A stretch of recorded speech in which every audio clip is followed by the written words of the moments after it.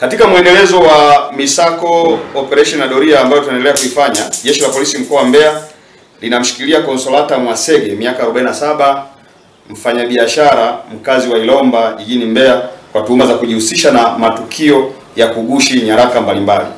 Mtuhumiwa alikamatwa katika mtaa wa Ilomba uliopo jijini Mbeya na kukutwa na nyaraka mbalimbali zilizogushiwa ambazo ni kadi 22 za NIDA za watu tofauti, kadi 4 za mpiga kura zenye majina tofauti, lakini ukiskani kwenye QR code inaonyesha jina la mtu mmoja mwenye kadi zote 4.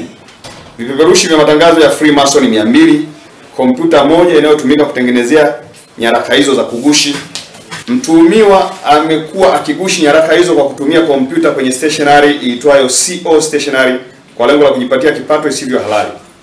Nyaraka hizi zimepelekwa kwa makao makuu ya NIDA Dar es Salaam kwa ajili ya uchunguzi zaidi. Kwa hiyo tunatoa wito kwa hawa wenye stationery ambapo watu hawa wanakwenda kutumia kugushia hivi vitu, wajiepushe, kwa sababu nao watakuwa ni washiriki wa kosa.